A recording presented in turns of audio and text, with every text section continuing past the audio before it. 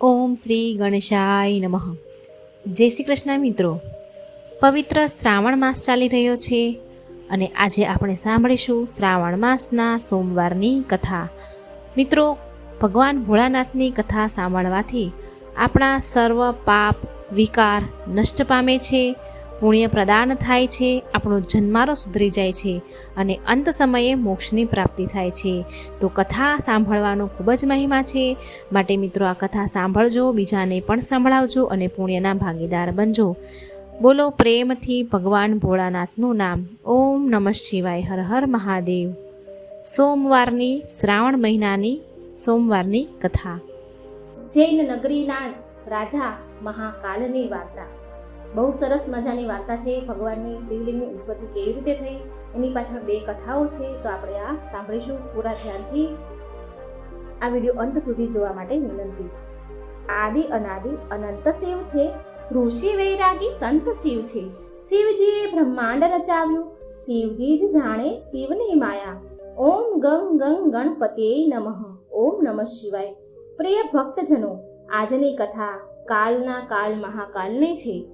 જય હો મહાકાલની, જે તેમના ભક્તોની સદાય રક્ષા કરે છે, જીવન મરણના ચક્રથી મુક્તિ પ્રદાન કરે છે, જે ચિતાના ભસ્મથી સ્નાન કરે છે, જે દક્ષિણમુખી છે, તરત જ ભક્તિનું ફળ આપનારા છે, જે દુષ્ટો અને દુરાચારીઓના કાળ છે, જે ઉજ્જૈન નગરીના રાજા છે. આજે આપણે બાબા મહાકાલની અમૃત સમાન કથા સાંભળીશું. પ્રિય ભક્તજનો, આ કથા અત્યંત ફળદાયી છે, કેમ કે આ કથા સાંભળવા માત્રથી અકાળ મૃત્યુ ટળી જાય છે, જેને સાંભળવાથી તમારું રોમ રોમ ભક્તિમય થઈ જશે. પ્રિય ભક્તજનો, તમને વિનંતી છે, કથાને પૂરી સાંભળજો, વચ્ચે અધૂરી છોડશો નહીં, કેમ કે કથાઓમાં બહુ પવિત્રતા અને શક્તિ હોય છે, માટે કથાને વચ્ચે અધૂરી ન મૂકવી. પૂરા મનથી આ કથા રૂપી જે ગંગા છે તેને સાંભળી અને તન અને મનને પવિત્ર ગંગામાં ડૂબકી લગાવી દો. તો ચાલો મહાકાલ નાથની કથા આપણે સાંભળીએ. જય મહાકાલ, જય જય મહાકાલ. તમને જાણીને મિત્રો આશ્ચર્ય થશે કે ઉજ્જૈન નગરમાં માત્ર મોટા જ નહીં પણ નાના નાના બાળકો પણ જય જયકાર બોલાવે છે બાબા મહાકાલને. ન જાણે ક્યાંથી 4-5 હજાર પક્ષીઓનું જૂથ અહીં સંધ્યા સમયની આરતીમાં આવે છે અને મંદિરની પરિક્રમા કરે છે. અને આ અદ્ભુત દ્રશ્ય તમને શ્રાવણના મહિનામાં જોવામાં મળશે. છે ને અનોખી વાત? તો મિત્રો ચાલો આ કથા સાંભળીએ. શિવનું કાજ સદા સુખદાયી, શિવ વિના છે કોણ સહાયી. નિષ્દિન કરો શિવની પૂજા, શિવ જ આપશે ભયથી મુક્તિ. પ્રિય ભક્તજનો, કથાના મુખ્ય 2 અધ્યાય છે. પ્રાગટ્ય, શિવલિંગ પ્રાગટ્યની 2 કથા છે. ઉજ્જૈન નગરીમાં રાજા ચંદ્રસેનનું રાજ્ય હતું. તે ભગવાન શિવનો પરમ ભક્ત હતો. રાજાનો મિત્ર ભગવાન શિવનો ગણ હતો. રાજાના મિત્રએ રાજાને એક મણિ સરસ પ્રદાન કરી દીધો. તે મણિ અત્યંત દિવ્યમાન અને ચમત્કારી મણિ. જ્યારે દૂર દૂરના આસપાસના રાજાઓને આ વાતની ખબર પડી કે ચંદ્રસેન રાજા પાસે એક ચમત્કારી અને દિવ્યમાન મણિ છે, તો બધાના મનમાં તે મણિ મેળવવાની લાલચ જાગી ગઈ. ઘણા રાજાએ તો તેની પાસેથી મણિ સામે ચાલીને માંગી અને ઘણા રાજાઓએ તો એ મણિને આપી દેવા માટે ધમકીઓ પણ બહુ આપી. અને આ પ્રકારે અમુક રાજાઓએ તો મણિને રાજા ચંદ્રસેન પર આક્રમણ પણ કરી દીધું. હવે રાજા ચંદ્રસેન આ આક્રમણથી બચવા માટે મહાકાલના ચરણે ચાલ્યા ગયા હતા. ત્યાં ચંદ્રસેન સમાધિમાં લીન થઈને મહાકાલની પૂજા આરાધના કરવા લાગ્યા. એક દિવસ એવું બન્યું કે એક દિવસ જ્યાં ચંદ્રસેન રાજા શિવજીની પૂજા કરતા હતા, લીન હતા, જે ભગવાનની શિવલિંગની પૂજા આરાધના કરે છે, તો તે સમયે એક શ્રીધર નામનો 5 વર્ષનો ગોવાળનો છોકરો તેની માતા સાથે તે જગ્યા પરથી ગુજરી રહ્યો હતો. હવે રાજાને શિવ પૂજા કરતા જોવે છે આ બાળક. એ ત્યાંથી રસ્તા પરથી ચાલતા ચાલતા જાય છે, એની નજર ચંદ્રસેન પર પડે છે અને એ પૂજા કરતા બધું જોવે છે. એટલે તેના મનમાં તેને આ દ્રશ્ય, આ પૂજા ખૂબ ગમી. એનું મન વિચલિત થવા લાગ્યું પૂજા કરવા માટે. એને મન થયું શિવજીની પૂજા કરવાનું. તે બાળક સ્વયં પોતે બિલકુલ એવા જ પ્રકારના સામગ્રી પૂજા કરવા માટે લાલચિત થઈ ગયો, આકર્ષિત થયું. એને ધ્યાનથી જોયું કે પૂજામાં શું શું વસ્તુ છે. એ બધું જ પછી તેણે સામગ્રી ભેગી કરી. તે નાના એવા અબુદ્ધ બાળકે મનમાં ભગવાનના પ્રત્યે એટલી બધી કરુણા ઉત્પન્ન થઈ, એટલો બધો ભગવાન પ્રત્યે ભાવ ઉત્પન્ન થયો કે ભક્તિ જાગૃત થઈ કે તેની પાસે પર્યાપ્ત સામગ્રી ન હતી. થોડી જે મળી એને ભેગી કરી. તો પણ તે નાના બાળકે રસ્તામાં ચાલતા નાના કાંકરાઓ પથરાઓ ભેગા કર્યા અને ઘરે જઈ અને નાના કાંકરાઓને પથ્થરથી નાની એવી બની એવડી એનાથી શિવલિંગ બનાવી. પછી તે કાંકરાની શિવલિંગ બનાવી અને પછી શિવલિંગ પર ચંદન વગેરે પૂજા અર્ચના તેણે શરૂ કરી. ઘરે આવી રીતે ભગવાનની પૂજા પાઠ શરૂ કર્યા. પૂરી શ્રદ્ધાપૂર્વક તે શિવલિંગની પૂજા કરવા લાગ્યો. જ્યારે તેની માતા જમવા માટે બોલાવા આવે છે, જમવાનો સમય થયો એટલે માતા તો જમવા બોલાવે છોકરાઓને, એટલે તેની માતા તેને બોલાવા ગઈ. પણ તે છોકરો એની માતાના બોલાવા છતાં પણ શ્રીધર નામનો બાળક ઊભો ન થયો.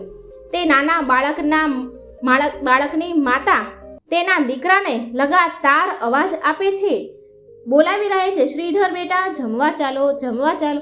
પણ એ છોકરો સાંભળતો જ નથી. તે ભક્તિમાં એટલો બધો ખોવાઈ ગયો હતો કે તે બાળકને તેની માતાનો અવાજ સંભળાતો જ ન હતો. તે એટલો બધો ભગવાનની ભક્તિમાં લીન, આ પ્રકારે ભોળાનાથની ભક્તિમાં લીન થઈ ગયો. હવે આ જોઈ વારંવાર બોલાવે છે છોકરાને, તેની માતા પણ એ સાંભળતો નથી. એટલે એની માતાને ક્રોધ આવી ગયો, કારણ કે તેના બાળકને બોલાવતા તે થાકી ગઈ, પરેશાન થઈ ગઈ. એ એવું વિચારતી હતી કે શું આ કાંકરા પથ્થર ભેગા કરીને મંત્રમુગ્ધ થઈને બેઠો છે. એ એવું વિચારતી હતી. હવે તેની માતાએ ક્રોધવશમાં આવીને તેના છોકરાને હચમચાવી મૂક્યો.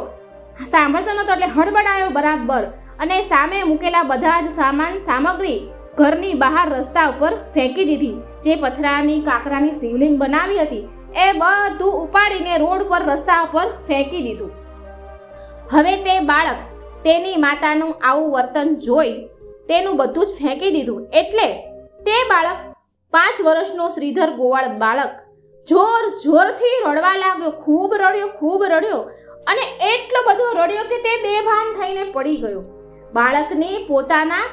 બાળકનો પોતાના પ્રત્યે આટલો બધો પ્રેમ અને ભક્તિ જોઈ ભોળાનાથ અત્યંત ખુશ થયા, પ્રસન્ન થયા.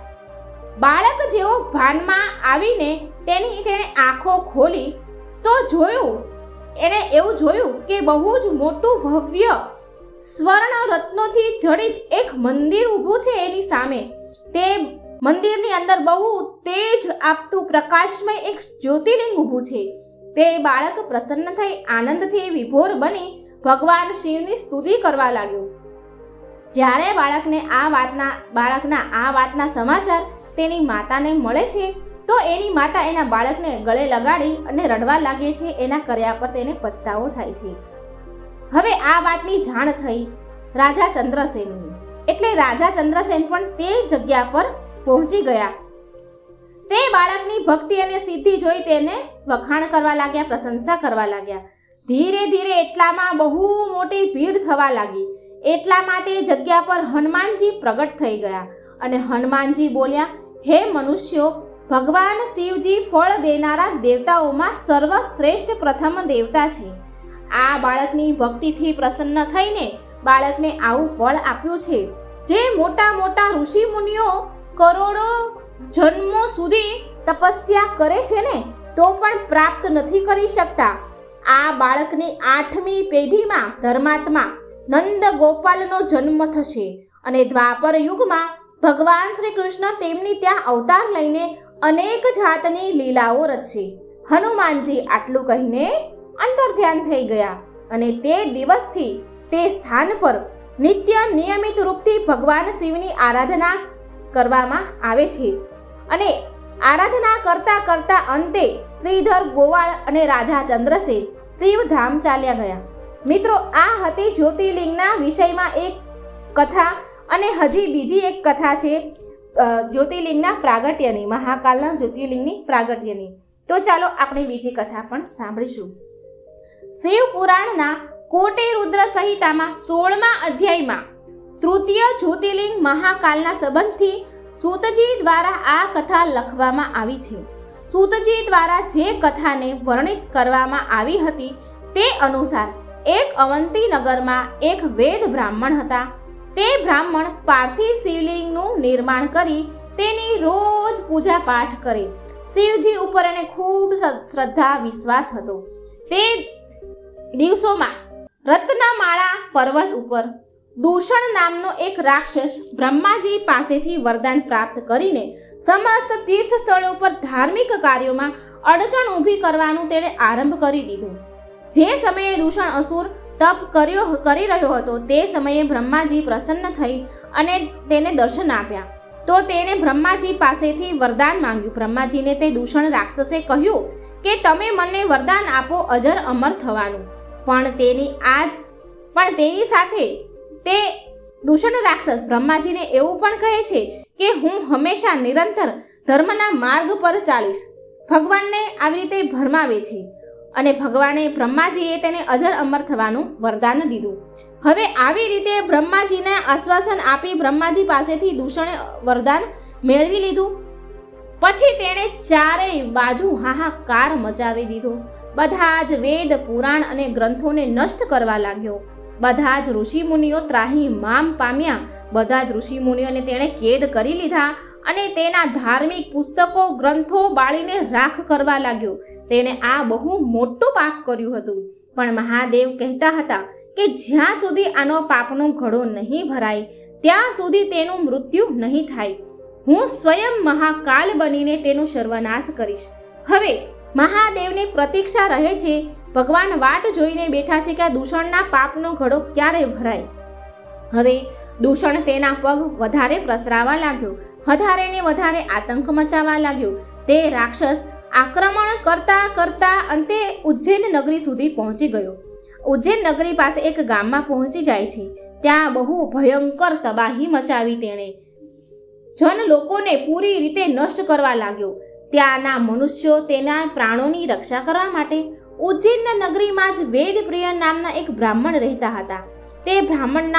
તે બ્રાહ્મણને ઘેર લોકો ગયા અને એ બ્રાહ્મણને કહેવા લાગ્યા કે હે મહારાજ, હે દેવપ્રિય બ્રાહ્મણ દેવ, તમે અમારી રક્ષા કરો. હે બ્રાહ્મણ દેવ, અમારા પ્રાણની રક્ષા કરો. બ્રાહ્મણ બોલ્યા.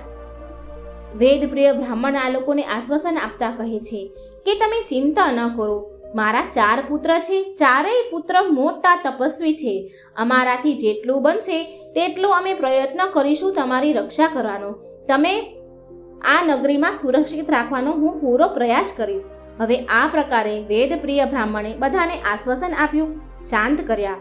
અને જ્યારે દૂષણ નામનો રાક્ષસ ઉજ્જૈન નગરીમાં આકર્ષણ કરવા માટે આવ્યો ત્યારે વેદપ્રિય બ્રાહ્મણે તેના ચારેય પુત્રને બોલાવ્યા અને અસુર સામે સામનો કરવાનું કહ્યું, લડવાનું કહ્યું અને ઉજ્જૈન નગરીની ચારેય બાજુ ઊંચી દિવાલનું નિર્માણ કરાવ્યું. હવે વેદપ્રિય બ્રાહ્મણ દેવ જેટલું એનાથી બની શક્યું એટલું બધી જ એણે કોશિશ કરી. પણ છતાંય તે બ્રાહ્મણે જે મોટી દિવાલ ચણી હતી તે દૂષણ રાક્ષસે તે તોડી નાખી અને ઉજ્જૈન નગરીમાં પ્રવેશ કરી ગયો અને ત્યાંના લોકોને ડરાવવા લાગ્યો. દૂષણ અસુરે વેદપ્રિય બ્રાહ્મણને મારવા માટે જેવી તલવાર ઉઠાવી તેટલામાં તો ધરતી ફાટી અને ત્યાંથી મહાકાલ પ્રગટ થયા. કાલોના કાલ મહાકાલ રૌદ્ર રૂપ ધારણ કરીને તે દૂષણ રાક્ષસને એક જ વારમાં તેનો વધ કરી દીધો. તે દુષ્ટ રાક્ષસને બાળીને ભસ્મ કરી દીધો. આ પ્રકારે મહાદેવે તેમના ભક્તોનું રક્ષણ કર્યું અને તેમને વેદપ્રિય બ્રાહ્મણને કહે છે, પ્રભુ મહાકાલ કહે છે કે જાણે છે વેદપ્રિય, મારા ભક્તોની રક્ષા હેતુથી હું બીજી નગરીમાં કેમ ન ગયો, માત્ર ઉજ્જૈન નગરીમાં જ કેમ આવ્યો? કેમ કે અન્ય ભક્તોથી અલગ તે તારું બધું જ માત્ર તારા આરાધ્ય પર વિશ્વાસ ભક્તિ ધર્મ નથી છોડ્યો, તે તારું ધર્મ પ્રમાણે કર્મ પણ કર્યું છે. તે કર્મ કરવાનું નથી છોડ્યું અને તે તારા ધર્મ પ્રત્યે અતૂટ નિષ્ઠાનો પરિચય આપ્યો છે. અને ત્યાં પાડોશી રાજ્યના લોકો પણ હતા. એ સમયે એટલે મહાકાલ પ્રભુએ તે લોકોને કહ્યું કે તમારી પાસે પણ એ જ જ્ઞાન હતું જે આ વેદ પ્રિય પાસે હતું, પરંતુ તમે કોઈ કર્મ ન કર્યું. તમે બધા ધર્મ અને ભક્તિને પકડીને બેઠા રહ્યા, મારી પાસેથી રક્ષણની આશા રાખીને બેસી રહ્યા, અને આ કારણે દૂષણ અસુરના આતંકનો તમે સહન કરતા રહ્યા, તેનો અત્યાચાર તમે સહન કરતા રહ્યા. પણ તમે કોઈએ કર્મ ન કર્યું, તેની સામે લડવાની કોશિશ ન કરી, કર્મ ન કર્યું, અને આ જ કારણથી તમારી બધાની તપસ્યાનું ફળ ન મળ્યું. કેમ કે વગર કોઈ કર્મ કર્યા વિના ધર્મનું ફળ મળતું નથી. તો એટલા માટે મને એ ભક્ત અત્યંત પ્રિય છે જે તેના કર્મ પર વિશ્વાસ કરે છે. સૌથી પહેલા તે કર્મને મહત્વ આપે છે અને ધર્મનું સન્માન કરે છે, કેમ કે જ્યાં કર્મ છે ત્યાં ધર્મ છે. જો તમે કર્મ કરશો તો ધર્મની રક્ષા થશે. હે વેદ પ્રિય, જીવનરૂપી માત્ર 2 જ પૈડા હોય છે. હું તારી આ નિષ્ઠા અને ભક્તિથી અત્યંત પ્રસન્ન છું. માંગો, હું તમને વરદાન માંગવા ઈચ્છું છું. તમને શું વરદાન જોઈએ છીએ? ત્યારે બ્રાહ્મણ વેદ પ્રિય બોલ્યા કે હે પ્રભુ, હું તો કાશીનો રહેવાસી હતો અને હવે આ અવંતી ઉજ્જૈન નગરીમાં વસી ગયો છું. ભગવાન, હું તમારા પાસે એક જ વરદાન માંગુ છું કે તમે આ ઉજ્જૈન નગરીમાં હંમેશા માટે વસી જાઓ અને તમે અહીંના રાજા બનીને અમારી રક્ષા કરો અને પ્રજાનું પાલન કરો. બસ હું આ જ માંગુ છું. અને હે પ્રભુ, હું તમારા સાક્ષાત રૂપની પૂજા કરવા માંગુ છું. ભગવાન મહાકાલે ખુશ થઈને તથાસ્તુ કહ્યું અને વેદ પ્રિયને આશીર્વાદ આપી કહ્યું કે હે વેદ પ્રિય, હું આ ઉજ્જૈન નગરીમાં ચિરકાળ સુધી નિવાસ કરીશ અને મારા નગરવાસીઓને રક્ષા કરીશ. બધા જ અપરાધી દુરાચારીઓને દંડ આપીશ, કેમ કે હું કાલનો કાલ મહાકાલ છું અને મારા ભક્તોને જીવન મરણના ચક્રમાંથી મુક્તિ અપાવીશ. જે પણ મારી આ નગરીમાં અપાર શ્રદ્ધા ભક્તિ કરતા આવશે તેને હું જીવન મરણ અને ભયથી મુક્તિ આપીશ. તેને સારા ધર્મ કરવા માટે પ્રેરણા આપીશ. આમ કહીને ભગવાન મહાકાલ ઉજ્જૈન નગરીમાં સ્થાપિત થઈ ગયા. પછી ત્યાં ઉજ્જૈન નગરીમાં બ્રાહ્મણ વેદ પ્રિયએ ભગવાનની પૂજા આરાધના કરી. તો મિત્રો, આ હતી ઉજ્જૈન નગરીના રાજા મહાકાલની વાર્તા. હવે સાંભળશો બધા જ સુખ આપનારી તથા દરિદ્રને પણ ધનવાન કરનારી ભગવાન શિવની દુર્લભ કથા. શિવ પુરાણમાં આ કથાનું વર્ણન કરવામાં આવ્યું છે. તો શિવ પુરાણની કથા અનુસાર એકવાર વાસ્કલ નામના ગામમાં બિંદુ નામનો બ્રાહ્મણ રહેતો હતો. એ બહુ જ દૂર આત્મા અને મહાપાપી હતો, પણ તેની સ્ત્રી બહુ સુંદર હતી. પણ એ તો કુમાર્ગ પર જ ચાલતો હતો. એ બ્રાહ્મણ તો કુમાર્ગ પર જ ચાલતો. તેની પત્નીનું નામ ચંચુલા હતું. એ સદાય ધર્મના પાલનમાં લાગી રહેલી હતી, ધર્મનું પાલન કરતી હતી. આવી રીતે કુકર્મમાં લાગેલા એ બ્રાહ્મણ સાથે ચંચુલાને બહુ જ વર્ષો વીતી ગયા. તેના ધર્મના નષ્ટ થવાના ડરથી ક્યારેય એના ધર્મથી વિચલિત ન થઈ. પણ તેનો પતિ તો દુરાચારી હતો, માટે દુરાચારી પતિના આચરણથી તે સમય જતાં પ્રભાવિત થઈ અને તેની પતિની જેમ જ તે ચંચુલા પણ દુરાચારી પાપી બની ગઈ. બહુ સમય વીતી ગયા પછી એ દૂષિત થઈ ગઈ. દુષ્ટ બુદ્ધિવાળો બ્રાહ્મણ સમય અનુસાર કાળચક્ર ફરતા મૃત્યુને પ્રાપ્ત થયો અને નરકમાં ગયો. અને બહુ દિવસો સુધી એ બ્રાહ્મણે નરકના દુઃખો ભોગવીને એક ભયંકર પિશાચ બની ગયો. બીજી તરફ એ દુરાચારી પતિના મૃત્યુ પછી ચંચુલા બહુ સમય સુધી તેના પુત્રો સાથે તેના ઘરમાં રહેવા લાગી. પરંતુ એક દિવસ એવું બન્યું કે એના ભાઈ બંધુ સાથે તેણે એક તીર્થયાત્રામાં જવાનું થયું. એક તીર્થ ક્ષેત્રમાં તે ચાલી એના ભાઈ બંધુઓ સાથે. તીર્થયાત્રામાં એણે તીર્થના જળમાં સ્નાન કર્યું. તેના ભાઈઓ સાથે આમ તેમ ફરવા લાગી. ત્યાં એણે એક દેવ મંદિરમાં એક બ્રાહ્મણને ભગવાન શિવની પરમ પવિત્ર પૌરાણિક કથા કહેતા જોયા. પ્રિય ભક્તો, એ બ્રાહ્મણ એવું કહી રહ્યા હતા કે જે સ્ત્રીઓ પર પુરુષ સાથે વ્યભિચાર કરે છે તો યમરાજાના દૂત તેને બહુ પીડા, બહુ કષ્ટ આપે છે. હવે આ સાંભળીને ચંચુલા તો ભયથી ડરના મારે ધ્રુજવા લાગી.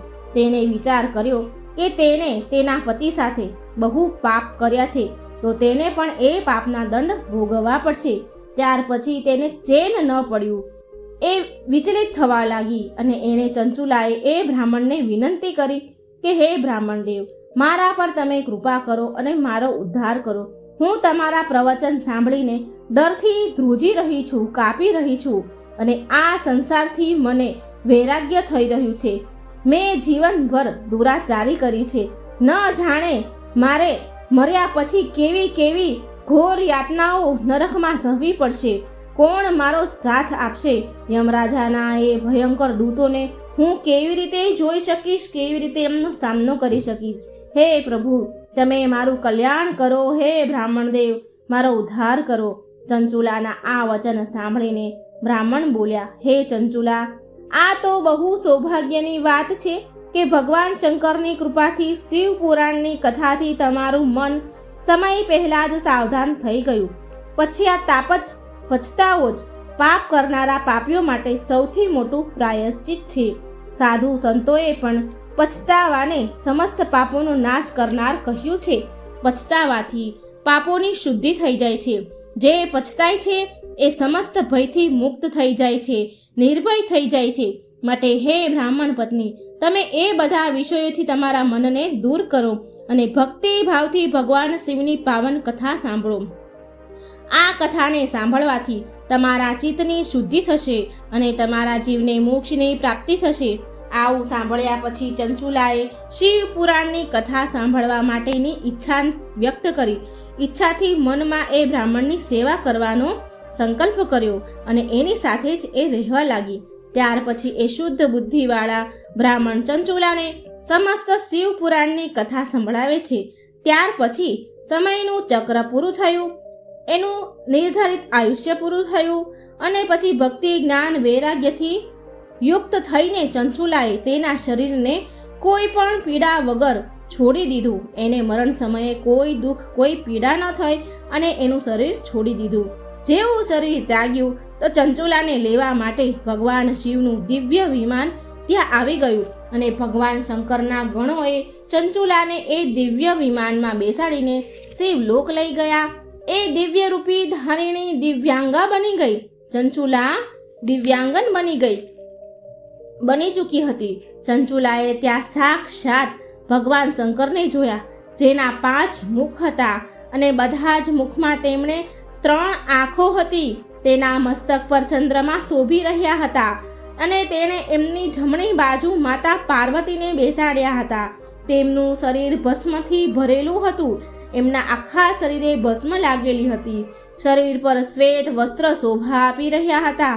આ પ્રકારે પરમ ઉજ્જવળ ભગવાન શિવના દર્શન કર્યા પછી તે બ્રાહ્મણ પત્ની બહુ પ્રસન્ન થઈ. તેણે મહાદેવ અને માતા પાર્વતીને પ્રણામ કર્યા અને એની આંખોમાંથી આંસુઓની ધારા વહેવા લાગી.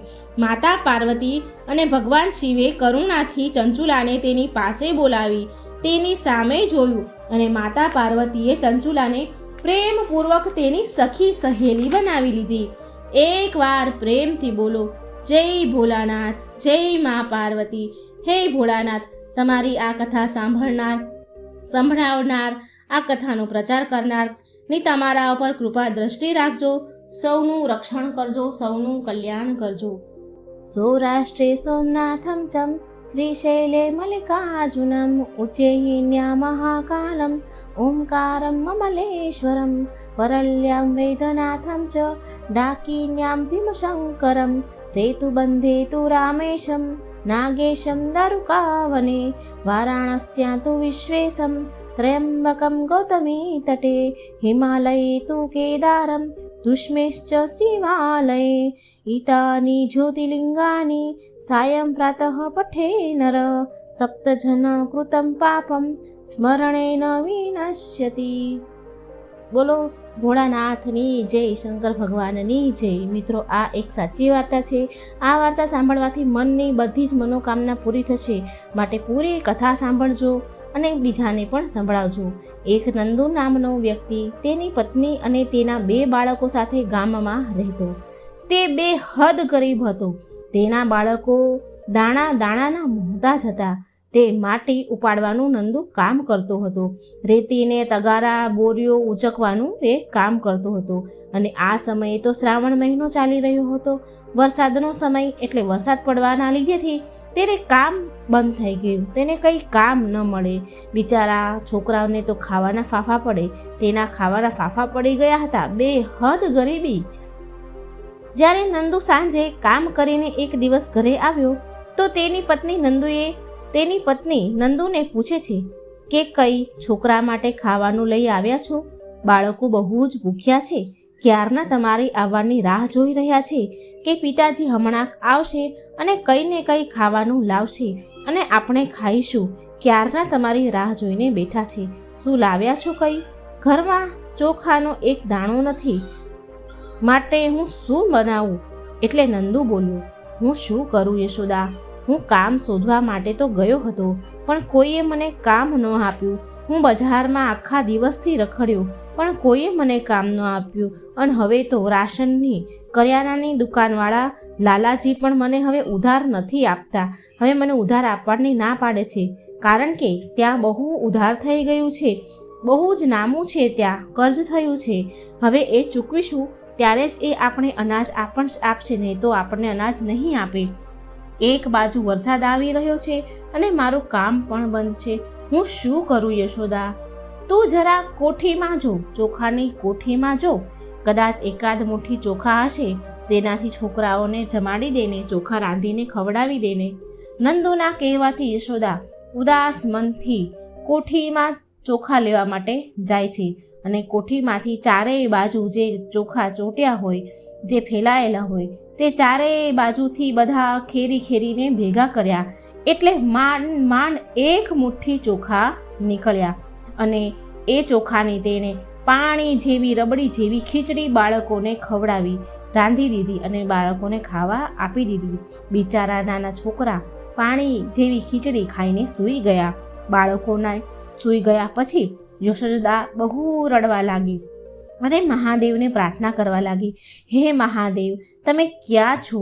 હું ગમે તેમ કરીને ભૂખને સહન કરી લઉં છું, પણ મારા બાળકો ક્યાં સુધી ભૂખ સહન કરશે? ક્યાં સુધી વેઠશે? તમે ક્યારે અમારા પર કૃપા કરશો? મહાદેવ, તમે બધાનું સાંભળો છો, બધાની મનોકામના પૂરી કરો છો. મારી પ્રાર્થના પણ સાંભળી લો ને પ્રભુ. હવે આવી રીતે યશોદા ભગવાનને કરગરી રહી છે, પ્રાર્થના કરી રહી છે. બીજો દિવસ સવાર થયું એટલે યશોદા ઉઠીને ઘરની બધી સાફ સફાઈ કરી અને ભગવાનના પૂજા પાઠ કર્યા. અને જેવી તે પૂજા કરીને ઊભી થઈ એવામાં દ્વાર પર દરવાજા ઘરની બહાર સાધુ મહારાજ આવે છે અને બોલે છે, બૂમ પાડે છે કે ભિક્ષામ દેહી, ભિક્ષામ દેહી. હવે આ અવાજ સાંભળીને યશોદા ઘરની બહાર આવી. તેણે જોયું કે એક સાધુ મહારાજ હવે ઊભા છે, ભિક્ષા લેવા માટે આવ્યા છે. હવે યશોદા વિચારમાં પડી જાય છે કે સાધુએ તો કહ્યું, મને કંઈક ભિક્ષા આપો. સાધુ કહે છે, કંઈક તો આપો, તમારું કલ્યાણ થશે. આ સાંભળીને યશોદા મૂંઝવણમાં પડી ગઈ. ઘરમાં કંઈ હતું નહીં, શું આપે? હવે શું કરવું? ઘર પર આવેલા સાધુ મહાત્માને ખાલી હાથે પાછા ન કઢાય, પાપ લાગે અને આ તેમનું અપમાન કહેવાય. હવે આવું ન થાય માટે હું શું કરું? ઘરમાં તો કંઈ છે નહીં, પણ મારા ઘરમાં ખાવા માટે તો કંઈ જ નથી. તેવામાં અચાનક તેને યાદ આવી ગયું કે તેણે શેકેલા ચણા મૂકી રાખ્યા છે. હવે યશોદા જલ્દી રસોડામાં ગઈ અને પેલા શેકેલા ચણા થોડા મુઠ્ઠી જેવા હતા તે મહાત્માને આપે છે અને કહે છે, બાબા, મારી પાસે માત્ર આ જ છે. કૃપા કરી આપ આનો સ્વીકાર કરો. મારા ઘરમાં અન્નનો એક દાણો નથી, આના સિવાય કંઈ જ નથી. કૃપા કરી આનો સ્વીકાર કરો, મને માફ કરો. હું આજ આપી શકું એમ છું. સાધુ મહાત્મા બોલ્યા, બેટા, કંઈ વાંધો નહીં. મનથી કરેલું કોઈ પણ દાન સારું જ ફળ આપે છે. તે જે મને દાન આપ્યું છે ને, તેનું સારું ફળ તને મળશે. મહારાજની વાત સાંભળી યશોદાએ કહ્યું, સાધુ મહારાજ, મારા પતિ કામ માટે રોજ શોધ કરવા બજારમાં જાય છે. રોજ ક્યાંક ને ક્યાંક કામ માટે આખો દિવસ રખડે છે, પણ તેને કોઈ જ કામ નથી મળતું. ઘરમાં અનાજનો એક પણ દાણો નથી. મારા બાળકો ભૂખ્યા તડપી રહ્યા છે. હે પ્રભુ, અમારું દુઃખ ક્યારે પૂરું થશે? આ સાંભળી સાધુ મહારાજ બોલ્યા, બેટા, તું કર્મ સારા કરતી જા. તું ઈશ્વર પર શ્રદ્ધા રાખ. ઈશ્વર બધા જ દુઃખને દૂર કરી દેશે. તારે બસ ભક્તિ અને લગનથી, પૂરી શ્રદ્ધાથી ભગવાન શંકરની આરાધના કરવાની છે અને આવનારા શ્રાવણ મહિનામાં સોમવારના વ્રત રાખવાના છે. અને તારા પતિને કાવડ યાત્રા માટે કહેજે, કાવડ યાત્રા કરવાનું કહેજે. જેવું જ તો શ્રાવણ સોમવારનું વ્રત પૂરું કરીશ, તારો પતિ શિવલિંગ પર કાવડ યાત્રાનું જળ ચડાવશે, તો પછી જોજે તારા બધા જ દુઃખ દૂર થઈ જશે. ભગવાન ભોળાનાથ બધાની જ મનોકામના પૂરી કરે છે. તેનું નામ લઈ અને તમે બંને બેવ કામ પૂરું કરી લો. સાધુ મહારાજની વાત સાંભળી યશોદા બોલી, પણ મહારાજ, તમારી વાત તો સાચી છે, પણ કાવડનું જળ લાવવા માટે પૈસાની જરૂર તો પડશે ને. તે ક્યાંથી લાવવું? કાવડ લેવા માટે પૈસા પણ જોઈએ ને, તે ક્યાંથી લાવવા? આ સાંભળી સાધુ બોલ્યા, બેટા, ચિંતા ન કર. જ્યારે ભોળાનાથ રસ્તો બતાવે છે ને, તો તેને મંજિલ સુધી તેને પહોંચાડી પણ દે છે. આટલું કહ્યા પછી સાધુ મહારાજ ભિક્ષા લઈને ત્યાંથી ચાલ્યા જાય છે. યશોદાનો પતિ નંદુ ઘરે આવે છે, તો યશોદાએ તે સાધુએ જે કહ્યું હતું તે બધું જણાવ્યું અને કાવડ યાત્રાની વાત કહી કે જુઓ, તમે કાવડ યાત્રા શરૂ કરો અને હું શ્રાવણ સોમવારનું વ્રત કરીશ. આનાથી આપણા ઘરમાં સુખ સમૃદ્ધિ આવશે. નંદુ પણ માની ગયો. તેણે કહ્યું, યશોદા, તું સાચું કહી રહી છે. કાલે જ હું બજારમાં જાઉં છું અને જોઉં છું કે જો કોઈ કામ મળશે તો હું કાવડનું જળ લેવા માટે જઈશ. હરિદ્વાર ચાલ્યો જઈશ. બંને પતિ પત્ની આવી રીતે વાત કરી રહ્યા છે. હવે જ્યારે સવાર પડી તો નંદુ કામ શોધવા માટે બજારમાં જાય છે અને યશોદા શ્રાવણ મહિનાનો પહેલો સોમવાર હોવાના કારણે તે દિવસે તે વ્રત રાખે છે અને ભગવાન ભોળાનાથની પૂજા કરે છે. નંદુ જ્યારે બજારમાં પહોંચ્યો તો તેણે બધી જગ્યાએ પૂછપરછ કરી કામ માટે, પણ તેને કોઈએ કામ આપ્યું નહીં. તે કામ શોધવા માટે બિચારો આમ તેમ જ્યાં ત્યાં ભટકી રહ્યો હતો. મનમાં ને મનમાં ભગવાનને પ્રાર્થના કરી રહ્યો હતો કે હે ભગવાન, હું તમારી કાવડ યાત્રા કેવી રીતે શરૂ કરું? મને કોઈ કામ આપવા માટે તૈયાર નથી. આમ વિચાર કરતો કરતો તે આગળ ચાલ્યો જાય છે તો અચાનક તેને કોઈ આદમીએ બૂમ પાડી અને કહ્યું કે, એ ભાઈ, અહીં આવને. શું તું મારું આ કામ કરી આપીશ? આ બહુ બધા માટીના કુંડા છે અને આ કુંડાને આ ગાડીમાં તું ચડાવી દે. જો તું સમય પર મને આ કામ કરી આપીશ, આ કુંડા ગાડીમાં ચડાવી દઈશ, તો હું તને તારી મહેનતના પૈસા આપી દઈશ. નંદુ બોલ્યો, સાહેબ, હું કામ માટે જ ફરું છું. હું ક્યારનો કામની શોધમાં જ નીકળ્યો છું. તમારો ધન્યવાદ. હું તમારું કામ હમણાં જ કરી દઉં છું. હવે નંદુ જલ્દી કામ કરવા લાગ્યું અને બધા જ કુંડાને ગાડીમાં ચડાવી દીધા. નંદુ પછી તે માલિક પાસે આવીને બોલ્યો, સાહેબ, મેં તમારું કામ કરી દીધું છે. હવે તમે મને તમારું મહેનતાણું આપી દો. સાહેબ બોલ્યા, અરે વાહ, આટલી જલ્દી તે કામ કરી દીધું? આટલું ફટાફટ તે કુંડા ગાડીમાં ચડાવી દીધા? હું તારી મહેનતથી બહુ પ્રસન્ન છું. લે આ પૈસા તારી મહેનતના, અને સાથે સાથે લે આ અલગથી બીજા પૈસા પણ હું તને આપું છું. એ પૈસા હું ખુશી ખુશીથી તને આપું છું. નંદુ બોલ્યો. આ પૈસાના લીધા પછી નંદુ કહે છે કે, સાહેબ, ધન્યવાદ તમારો, ખૂબ ખૂબ આભાર તમારો. અને કહ્યું, સાહેબ, આટલા પૈસાથી તો હું મારી કાવડ યાત્રા પૂરી કરી લઈશ. એટલા પૈસા તો મારી પાસે થઈ ગયા છે કે મારી કાવડ યાત્રા, જળ યાત્રા મારી સંપૂર્ણ થઈ જશે અને મારા ઘરના અમુક ખર્ચા માટે પણ પૈસા હું બચાવી લઈશ.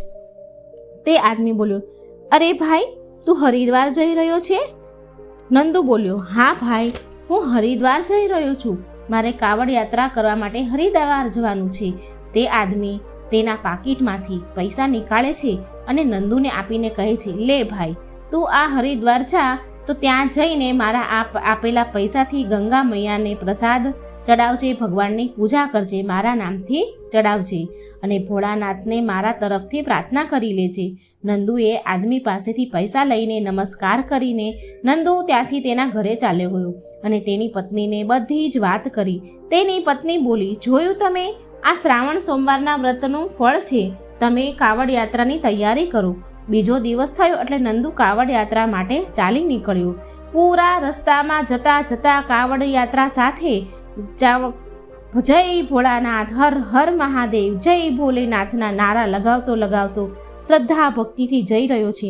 હવે આગળ ચાલતા ચાલતા બહુ જોરદાર વરસાદ પડવા લાગ્યો. વરસાદના કારણે તે પલળવા લાગ્યો. એવામાં નંદુએ એક ગરડા માણસને, વૃદ્ધ માણસને નંદુને બૂમ પાડીને એ ગરડા માણસ કહે છે કે મારું બળદગાડું કિચડમાં ફસાઈ ગયું છે. શું તું આને બહાર નીકાળી શકીશ? મારું બળદગાડું તું કિચડમાંથી બહાર કાઢી આપીશ તો તારો ખૂબ ખૂબ ઉપકાર રહેશે. ભોળાનાથ તારા ઉપર કૃપા કરશે. હવે તે વૃદ્ધ આદમીની વાત સાંભળી નંદુ વિચારમાં પડી ગયો. અરે શું કરું? મેં તો હાથમાં કાવડ લીધી છે, આને જમીન પર તો મુકાય નહીં. હું શું કરું? એણે વિચાર્યું કે ચાલ કંઈ વાંધો નહીં, આ વૃદ્ધ દાદા છે, માણસની મદદ કરવી મારે અતિ આવશ્યક છે. વૃદ્ધ ગરડા માણસની મદદ તો કરવી જ જોઈએ ને. આ સમયે એ ક્યાં જાય? નંદુએ કાવડને ઝાડની ડાળી ઉપર ટીંગાડી દીધી અને એ વૃદ્ધ માણસના બળદગાડાને કિચડમાંથી બહાર નીકાળવાનો પ્રયત્ન કરવા લાગ્યો. થોડી વાર એણે ખૂબ મહેનત કરી એટલે બળદગાડું કિચડમાંથી બહાર નીકળી જાય છે. ખૂબ મહેનત કરી નંદુએ અને બોલ્યો, લો દાદા, તમારું આ બળદગાડું કિચડમાંથી બહાર નીકળી ગયું છે. હવે હું જાઉં છું. તે વૃદ્ધ દાદા બોલ્યા, ભગવાન ભોળાનાથ તારી ઉપર કૃપા રાખે, સદાય તારી ઉપર કૃપા રહે. હું કેટલી વારથી મથી રહ્યો હતો, હેરાન થતો હતો. એક તો વરસાદ અને એક બાજુ ગાડું ફસાયું. આજુબાજુ મેં બધે જ જોયું પણ મને મદદ કરવાવાળું કોઈ ન મળ્યું. આખરે મેં તને જોયો એટલે મેં તારી મદદ લીધી. તે મારી મદદ કરી. તારો બહુ બહુ ઉપકાર માટે હું તને કંઈક ભેટ આપવા માંગુ છું. આ લે, મારી પાસે એક નારિયેળનો થેલો છે. આમાં બહુ બધા નારિયેળ છે. તે તારા ઘરે લઈ જજે. નંદુએ કહ્યું. વૃદ્ધ દાદાને પ્રણામ કર્યા અને બોલ્યો, દાદા તમે આરામથી ઘરે જજો. દાદા બોલ્યા, બેટા તું તારી કાવડ યાત્રા શાંતિથી પૂરી કરી લે. ભોળાનાથની કૃપા તારા ઉપર છે. કાવડને નંદુ લઈને ખંભા ઉપર લઈને ચાલતો થઈ ગયો અને હરિદ્વાર પહોંચ્યો. પછી તેણે ગંગાજીના પાણી કાવડમાં જળ ભર્યું અને સાથે સાથે ભગવાન ભોળાનાથનો જય બોલાવતો જાય છે. અને જે સાહેબે પૈસા આપ્યા હતા એ પૈસાથી તેણે પૂજાપાઠ પ્રસાદ લીધા અને એની પૂજા કરી. નંદુએ તે પૈસાના સામાન ખરીદીને ભોળાનાથની પૂજા કરી અને ગંગાજીને ચડાવી અર્પણ કર્યું. ગંગાજીની પૂજા અર્ચના કરી અને પછી ત્યાંથી કાવડમાં જળ ભરીને મંદિર તરફ ચાલ્યો ગયો. ભગવાન શિવને મંદિરમાં પહોંચ્યા પછી તેણે કાવડના જળમાંથી ભગવાન શિવને અભિષેક કર્યો. ભગવાન શિવને જળ અર્પણ કર્યું. તેમની પૂજા પાઠ પૂરા કર્યા અને પ્રસાદ લઈને ઘરે પાછો આવ્યો. અને આ તરફ ઘરે તેની પત્ની પણ શ્રાવણ સોમવારનું વ્રત તેણે પૂરું કર્યું. ઘરે આવ્યા પછી નંદુએ તેની પત્નીને કહ્યું, યશોદા, આજે મારી કાવડ યાત્રા પૂરી થઈ ગઈ. આ પ્રસાદ હું તે સાહેબ માટે લઈ જાઉં છું જેણે મને પૈસા આપ્યા હતા ગંગાજીની હરિદ્વારની પૂજા કરવા માટે. નંદુ બજારમાં જાય છે અને તે સાહેબને શોધવા લાગે છે. ઘણા લોકોને પૂછે છે કે ભાઈ, અહીં એક માટીના કુંડાની દુકાન હતી, અહીંના સાહેબ ક્યાં છે? તેમનું સરનામું આપો ને. પણ એક આદમી ત્યાંથી નીકળી રહ્યો હતો. તે બોલ્યો કે ભાઈ, હું આ રસ્તેથી રોજે જ નીકળું છું પણ મેં અહીં કોઈ કુંડાની દુકાન નથી જોઈ, કોઈ કુંડાવાળો ભાઈ નથી જોયો. આ સાંભળી પછી નંદુ પરેશાન થયો કે અરે, આવું કેવી રીતે બને? દુકાન તો અહીં જ હતી અને આજે તો દુકાન પણ નથી અને તે સાહેબ પણ નથી. આમ વિચાર કરીને નંદુ આગળ વધ્યો ત્યારે રસ્તામાં એક નાનું બાળક મળ્યું અને બાળક નંદુને કહે છે. બાળક બોલ્યું, મને બહુ ભૂખ લાગી છે, શું તમે મને આ પ્રસાદ આપશો ખાવા માટે? નંદુ બોલ્યો કે તું બેટા ખાઈ લે, વાંધો નહીં, તું ખા, ભગવાન ભોળાનાથ ખાય કે પછી તે સાહેબ ખાય, કંઈ વાંધો નહીં, લે આ પ્રસાદ તું ખાઈ લે. હું એમ સમજીશ કે આ પ્રસાદ તે સાહેબે ખાઈ લીધો. નંદુએ પ્રસાદ બાળકને આપી પછી ઘરે પાછો આવી ગયો અને તેની પત્નીને બધી જ વાત કરી. તેની પત્ની બોલી, મને તો લાગે છે કે આ ભગવાન ભોળાનાથનો ચમત્કાર છે. તે સાહેબ બીજા કોઈ નહીં પણ ભગવાન ભોળાનાથ પોતે હતા. નંદુએ તેની પત્નીને વાત સાંભળી અને બોલ્યો, યશોદા, હા, તું સાચું કહે છે. મને પણ એવું જ લાગે છે કે તે દિવસે ભોળાનાથ મારી મદદ કરવા માટે આવ્યા હશે. ત્યારે યશોદા બોલી, અરે સાંભળો છો, આ થેલામાં શું છે? નંદુ બોલ્યો, હા યશોદા, હું તો તને કહેવાનું જ ભૂલી ગયો. હું જ્યારે કાવડ યાત્રા પર ગયો હતો ત્યાં એક વૃદ્ધ ગરડા દાદા મળ્યા હતા. તેનું બળદગાડું કીચડમાં ફસાઈ ગયું હતું. મેં તે બહાર નીકાળ્યું તો તેમણે ખુશ થઈ અને મને આ ભેટ આપી. આમાં બહુ બધા નાળિયેર છે. તો એમ કર, આ નાળિયેરને ફોડીને બાળકોને ખવડાવી દે. નંદુ અને યશોદા મળીને બંને નાળિયેરને ફોડવા લાગે છે. જેમ જેમ નાળિયેર ફોડે છે તેમ બધા જ નાળિયેરમાંથી સોનાના સિક્કા મળે છે. આખું નાળિયેર સોનાના સિક્કાથી ભરેલું હોય છે એવા નાળિયેર નીકળે છે. નંદુ બોલ્યો, યશોદા, આ કેવો ચમત્કાર છે? નાળિયેરમાંથી તો સોનાના સિક્કા નીકળી રહ્યા છે. યશોદા બોલી, જરૂર તે વૃદ્ધ દાદા ભગવાન ભોળાનાથ હતા. એક દિવસ આપણા ઘરે એક સાધુ મહારાજ આવ્યા હતા. તેમણે મને કહ્યું હતું કે હું શ્રાવણ મહિનાનો સોમવાર રાખું અને તમે કાવડ યાત્રા કરો. અને તેમણે કહ્યું હતું કે આપણે આમ કરશું તો આપણા બધા જ દુઃખ દૂર થઈ જશે. ભગવાન ભોળાનાથ ખુદ આપણે આંગણે આવ્યા અને આપણી મદદ કરી છે. ભગવાન ભોળાનાથની કૃપા નંદુ ઉપર થઈ. નંદુના દિવસ ફરી ગયા. તે ધનવાન થઈ ગયું અને પછી તેણે એક રાશનની કરિયાણાની દુકાન ખોલી દીધી અને તેની દુકાન તો બહુ જોરશોરમાં ધમધોકાર ચાલવા લાગી અને તેનું ઘર અન્નધનથી ભરાઈ ગયું. હવે નંદુ અને તેની પત્ની સાથે તેના બાળકો સાથે લઈને તે ભગવાન શિવના મંદિરે જાય છે, પૂજા પાઠ અર્ચના કરે છે અને તેમને જળ અભિષેક કરે છે. તે અને ભગવાનનું ભોળાનાથનું ભજન કીર્તન કરે છે. આમ ભગવાન ભોળાનાથની કૃપા નંદુ ઉપર રહી. આમ ભોળાનાથે નંદુનો ઉદ્ધાર કર્યો અને તેના ઘરમાં સુખ સમૃદ્ધિ અને શાંતિ પ્રદાન થઈ. મિત્રો, જો મારી વાર્તા સારી લાગે તો મારી ચેનલને લાઈક, સબસ્ક્રાઈબ અને શેર જરૂર કરજો. આ હતી સરસ મજાની કાવડ યાત્રા. એક સમયની વાત છે. શ્રીપુર નામના એક ગામમાં રામેશ્વર નામનો એક બ્રાહ્મણ તેની માતા સાથે રહેતો હતો. રામેશ્વર દિવસ રાત ભગવાન શિવની ભક્તિ કર્યા કરતો હતો. તે ભગવાન શિવને ખૂબ માનતો હતો. શિવ નામનો જાપ સદાય તેના મુખમાં રહેતો હતો. ઓમ નમઃ શિવાય, ઓમ નમઃ શિવાય, ઓમ નમઃ શિવાય. સદાય તેના મુખ પર આ નામ રહે, જાપ રહે.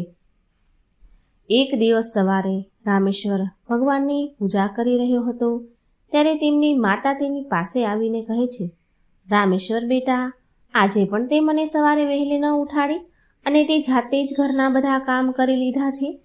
ખીરનો પ્રસાદ થાળ પણ શિવજીને ધરાવી દીધો તે. રામેશ્વર બોલ્યું, હા માં, મેં વિચાર્યું કે ફટાફટ બધા ઘરના કામ પતાવી દઉં અને ખીરનો ભોગ ભગવાન માટે બનાવી લઉં. ભોળાનાથ પણ ખીરની વાટ જોઈને બેઠા હશે માટે મેં ફટાફટ ખીર બનાવી લીધી.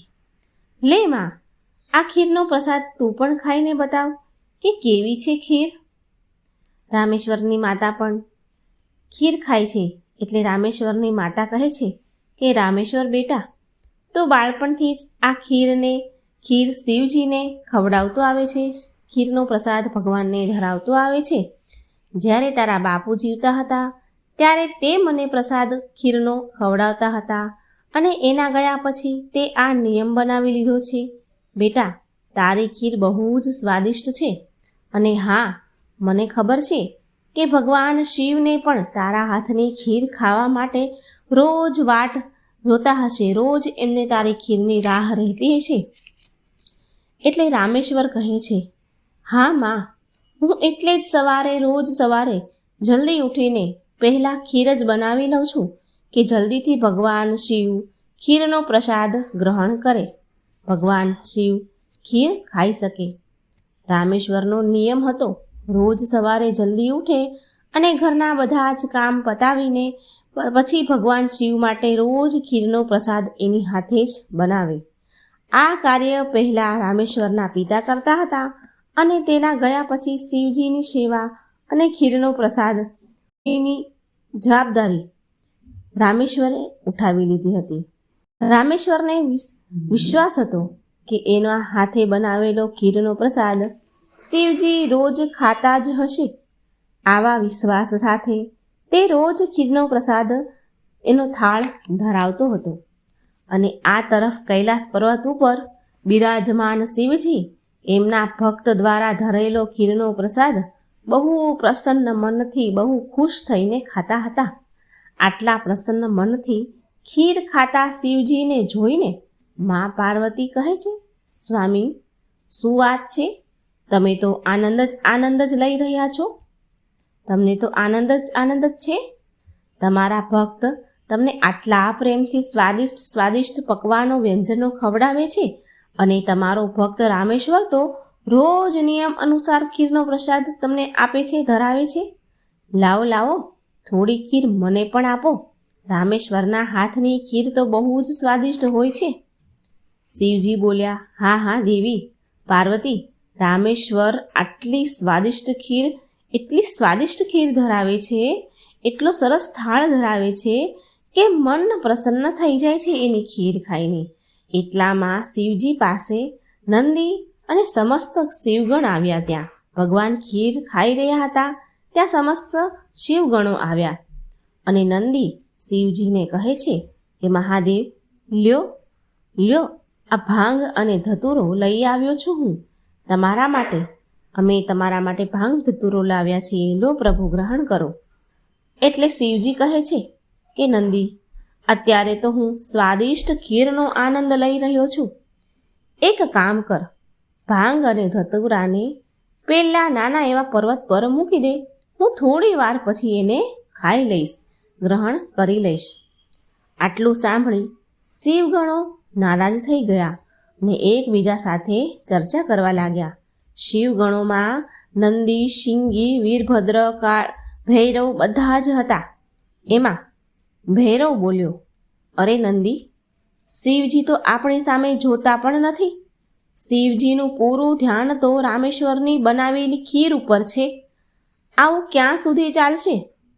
બીજો ગણ પણ બોલ્યો, હું પણ આ જોઈ રહ્યો છું કે આપણે મહાદેવ માટે ભાંગ અને ધતુરો પીસીને લાવ્યા અને મહાદેવે એક નજરે જોયું પણ નહીં, એક બાજુ મૂકી દેવાનું કહી દીધું. એટલે નંદી બોલ્યા, અરે નહીં, એવી વાત નથી. મહાદેવે કહ્યું છે કે ભાંગ અને ધતુરો ત્યાં મૂકી દો, હું થોડી વાર પછી એને ખાઈ લઈશ. મહાદેવ હંમેશા રામેશ્વરની બનાવેલી ખીરને બહુ મનથી ખાય છે.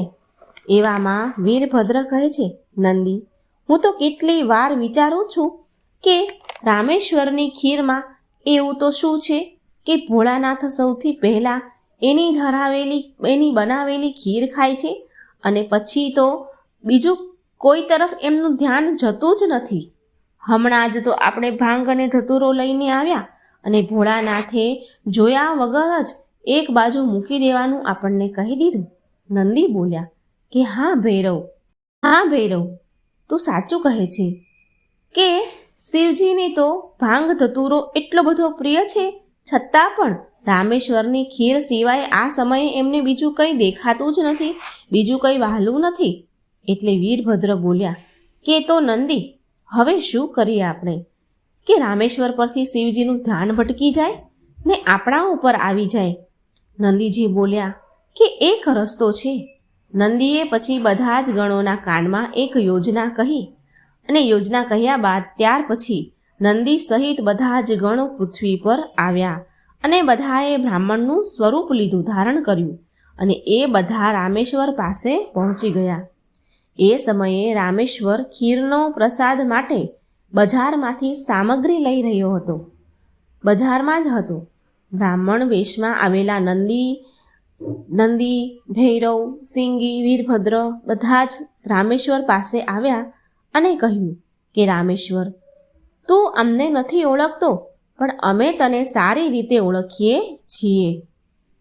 તું ભગવાન શિવનો ભક્ત છો અને રોજ તેને ખીરનો પ્રસાદ શિવજીને ધરાવે છે. તું રામેશ્વર બોલ્યો, હા બ્રાહ્મણદેવ, તમે તો બધું જ જાણો છો. બીજો ગણ બોલ્યો કે હા રામેશ્વર, અમે તારા વિશે બધું જ જાણીએ છીએ, માટે જ અમે તારી પાસે આવ્યા છીએ. અમને ખબર છે કે તું મહાદેવનો પરમ ભક્ત છે, પણ શું તને એ ખબર છે કે મહાદેવ હવે રોજ ખીર ખાઈ ખાઈને અબખે આવી ગયા છે?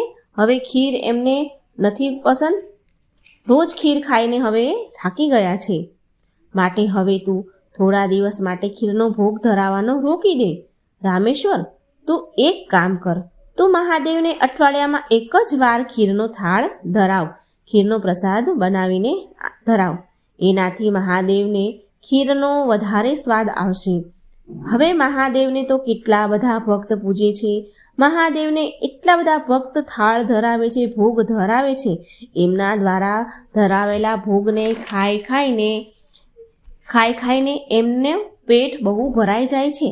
જો તું અઠવાડિયામાં એકવાર ખીરનો ભોગ લગાવીશ તો શિવજીને તારી ખીરની રાહ રહેશે. એ તારી ખીરની વાટ જોશે અને વધારે આનંદથી ખીરનો પ્રસાદ ગ્રહણ કરશે. શું રામેશ્વર, મેં સાચું કીધું ને? એટલે રામેશ્વર બોલ્યું, હા હા, આ વાત તો તમે બરાબર કહી બ્રાહ્મણદેવ. આ વિષય પર તો મેં ક્યારેય વિચાર જ ન કર્યો.